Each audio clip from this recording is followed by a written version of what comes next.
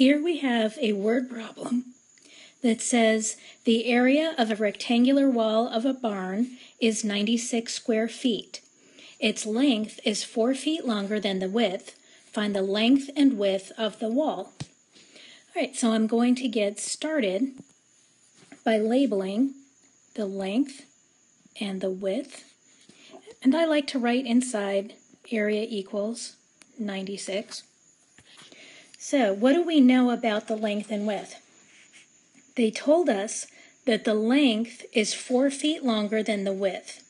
So what you're going to do is off to the side, length is 4 feet longer than the width. So that's 4 more than, or 4 plus, the width.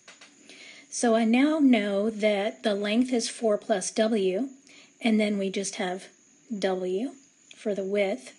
And I know that area equals length times width. And length times width must equal 96 because that's the area. So I'll take the 4 plus W, which is L, and substitute it in here for L. So that gives me now, my equation is 4 plus W times W equals 96. And this is the equation that I can solve because it only has one variable in it. So I'll go ahead and distribute the W. I get 4W plus W squared equals 96. And I'm going to write my terms in descending order, and I'm bringing the 96 across the equal sign. I'm going to do those both at the same time. So I get W squared plus 4W minus 96 equals 0. And now I have my quadratic equation written out in descending order. So I can either factor, I can complete the square. Most people don't like to complete the square. I love it, but probably not the first choice. And you could use the quadratic formula. So I'm going to go ahead and factor. If you can find the factors fairly easily, that's usually the quickest way. So we have W, and I'm just looking at what numbers divide evenly into 96. And when you're trying to work this out, one strategy is just to start listing pairs of numbers that multiply to make 96, or whatever number you're looking for, especially when you have something large like 96. Smaller numbers, kind of, you come out with them pretty quickly, finding the way to factor, especially when you have just W squared in the front. So I'm just going to skip right to 8 times 12 there. So I can just keep going 1, 2, 3, 4, and just if there's a number that divides into 96, I just list it with the number it multiplies by to give you 96. But I finally get to 8 and 12, which works. And let's see, the 12 needs to be a plus and the 8 is a minus, and that's going to give me a plus 4W. So W minus 8 equals 0. W plus 12 equals 0. And this gives me, let's move this up.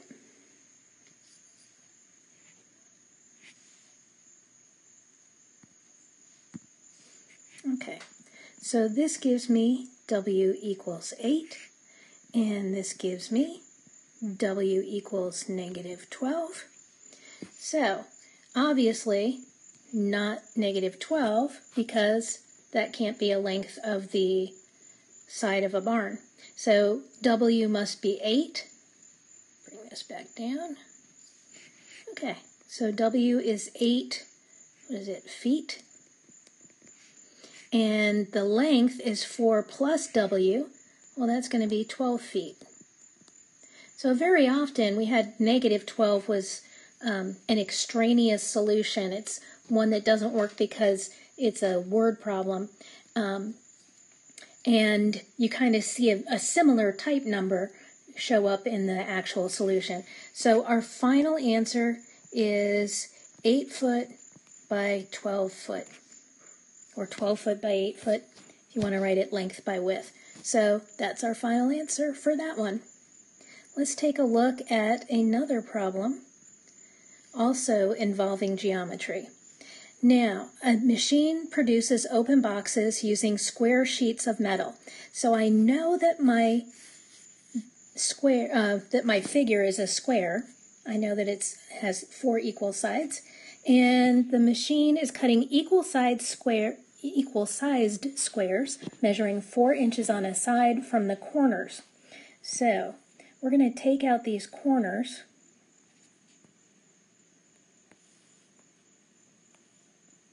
There you go. You can see the idea of what's going on.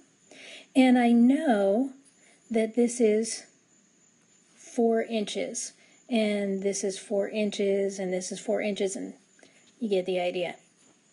Okay, so if each box must have a volume of 484 cubic inches, find the length and width of the open box. So our open box is going to look like this in the end, more or less.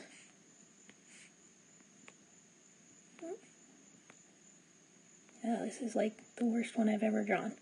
Okay, so we have a height of 4 inches. That's this length here. And then let's call this x, and let's call this x. They didn't ask me what was the length and width of the original square. And of course, length and width is going to be the same, right? So I can go ahead and use my volume formula. Volume is length times width times height. So that's x times 4. And I'll just make that 4x squared. Now, we know that the volume has to be 484. So I set 4x squared equal to 484. And I can solve this for x. Move this up a little. And let's see, we'll divide both sides by 4. We get x squared equals 121.